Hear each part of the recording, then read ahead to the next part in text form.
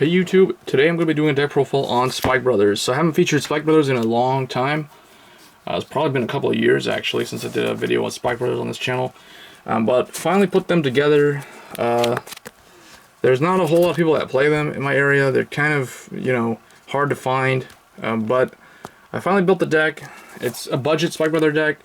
Because General Seyfried, I think he's kind of an older card now. He came out in EBO1.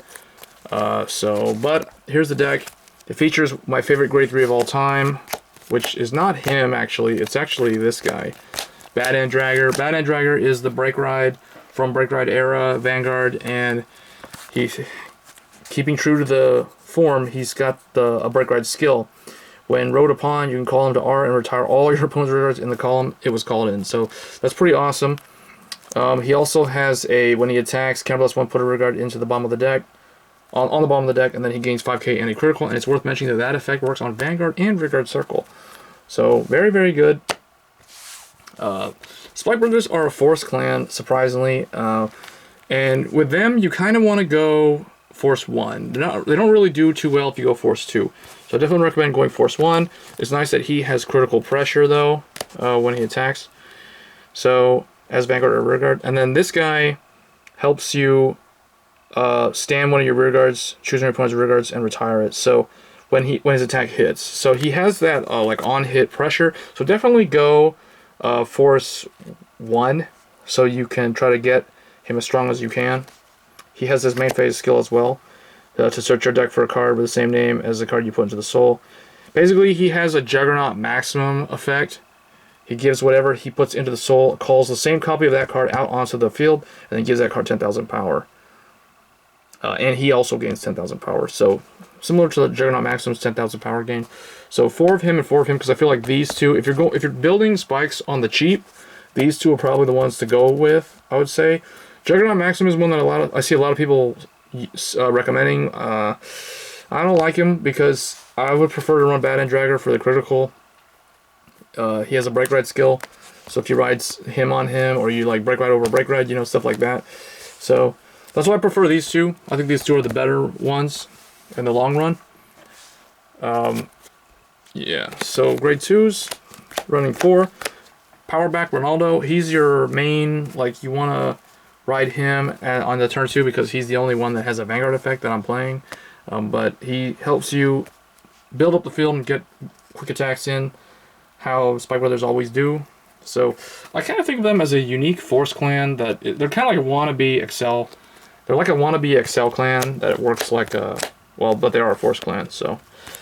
But it's nice because it gives them the Force defense with the Excel offense, which is pretty cool. So, it's got that whole, like the American football thing. It's like defense and off. They can play defense and they can play offense, that kind of thing. So anyway, Deranged Thaddeus. He is one of the main guys that moves the Force markers. So when he attacks, you can counterblast 1 to move all Force markers to his circle, to his rearguard circle. So that's really nice.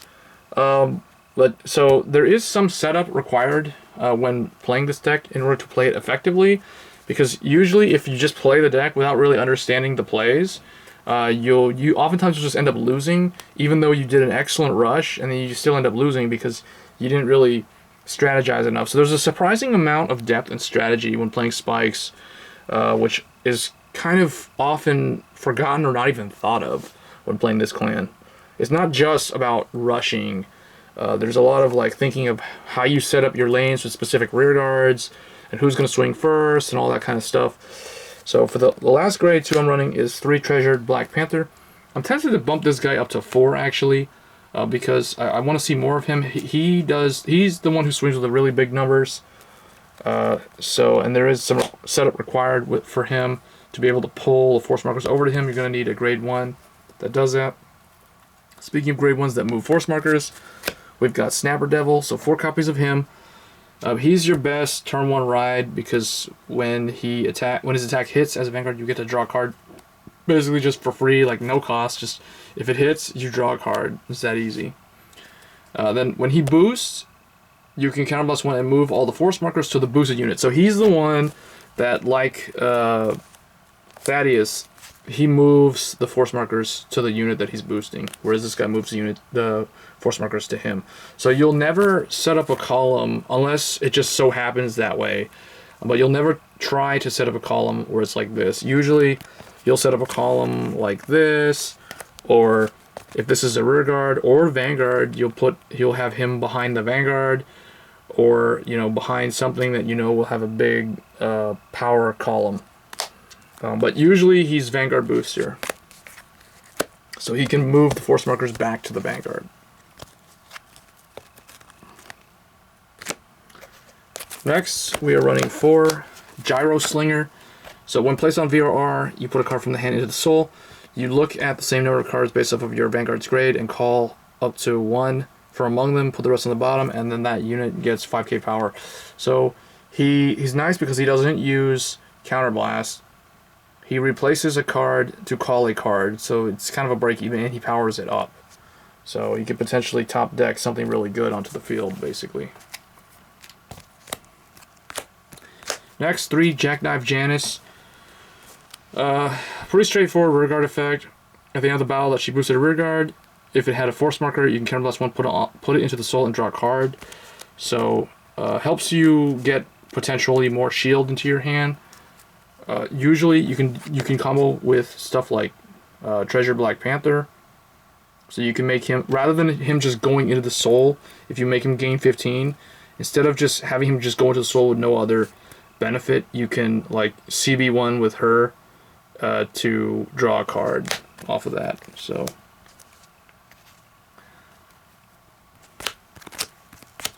next, I'm running 3 Funky Bazooka. When your other rear guard is placed in the same column as this unit, it gets 5k power. So it's a good booster when you call stuff, and you tend to call stuff out. Now, I'm actually considering cutting him to 2 and actually bumping the Treasure Panther up to 4. So let me know in the comments what you guys would suggest I do with the grade 1, the grade 2 lineup, if anything. But that's basically the main deck lineup. The triggers are very straightforward. It's 4 Chirgirl Marilyn. You gotta run her. She's the classic PG that's now a draw PG. And then Mevis, the newer critical trigger.